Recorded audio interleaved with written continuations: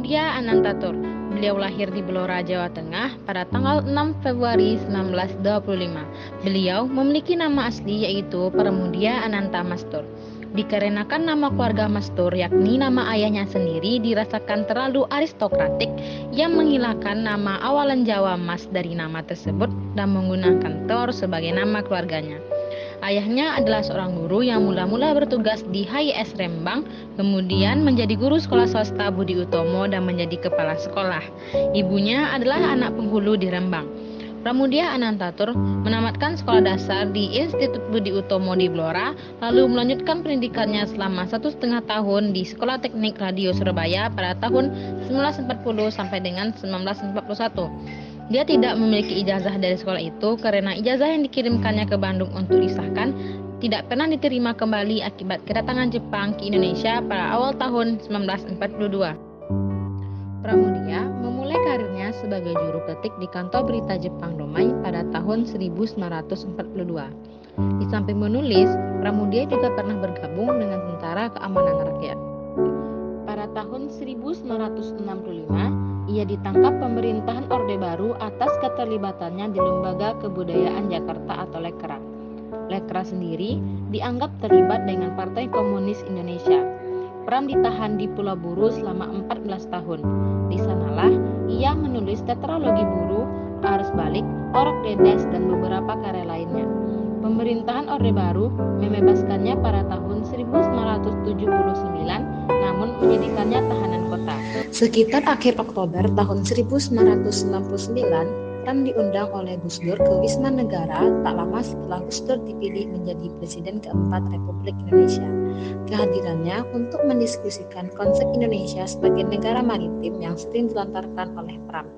Padahal sebelumnya orang-orang seperti Pram kerap dibungkam karena terlibat dalam Lembaga Kebudayaan Rakyat, organisasi di bawah payung Partai Komunis Indonesia atau PKI. Pramudia dikenal sebagai penulis dan sastrawan Indonesia. Sudah banyak karyanya yang beredar, dan karyanya paling terkenal adalah novel Bumi Manusia series dari tetralogi Pulau Buru. Karya-karyanya tak hanya dibaca di dalam negeri. Para mahasiswa di Malaysia, Australia, Amerika Serikat, Belanda, dan Korea Selatan, dan beberapa negara lain akrab dengan karya-karya Pram. Sayangnya, mereka hanya bisa menikmati karya-karya awalnya seperti 2 cerpen dalam antologi Gemah Tanah Air, serta prosa dan visi susunan H.B. Yasin. Tapi, pada cetakan terakhir, mereka tak bisa lagi menikmatinya karena telah disensor. Tak hanya itu, banyak karyanya di dalam negeri juga dilarang beredar.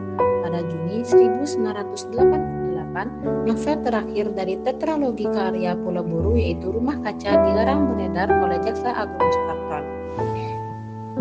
56 hari berikutnya, 3 Agustus 1988, hal yang sama berlaku untuk novel Gadis Pantai. Pada 19 April 1995, Jaksa Agung Singgih melarang peredaran buku Nyanyi Sunyi Seorang Bisu, memoir-moir Pram selama diasingkan di Pulau Buru.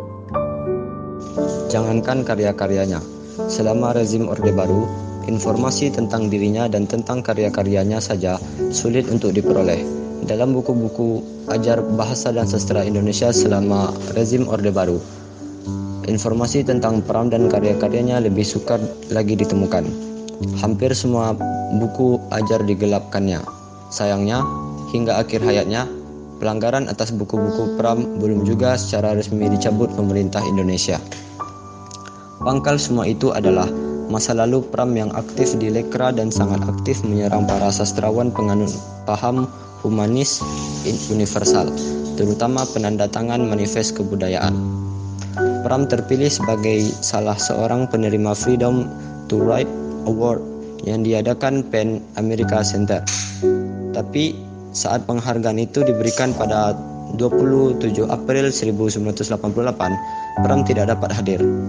Pada Juli 1995, Yayasan Penghargaan Ramon Magsaysay menetapkannya sebagai orang ke-10 Indonesia yang pantas menerima Ramon Magsaysay Award. Pada penghargaan tersebut, diterimanya secara in absentia lantaran dirinya dilarang berpergian luar negeri oleh rezim saat itu. Karya-karya Pram dikenal berkualitas dan layak dibaca oleh masyarakat.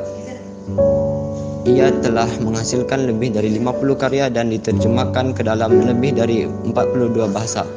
Keseriusan Pram dalam meriset sebuah menulis karya sastra pantas menjadi teladan bagi para penulis karya sastra masa kini. Pada 27 April 2006, Pram sempat tak sadarkan diri.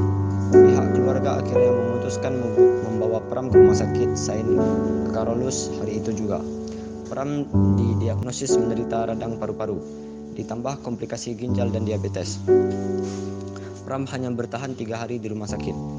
Setelah sadar, dia kembali meminta pulang, meski permintaan itu tidak disetujui oleh dokter. Pada 30 April 2006, pukul 8.55, Pramudia wafat dalam usia 81 tahun. Ratusan pelasyat tampak memenuhi rumah dan pekarangan Pram. Pram dimakamkan di TPU Karet Bifa. Terdengar lagu internasional dan darah juang dinyanyikan oleh para pelayat.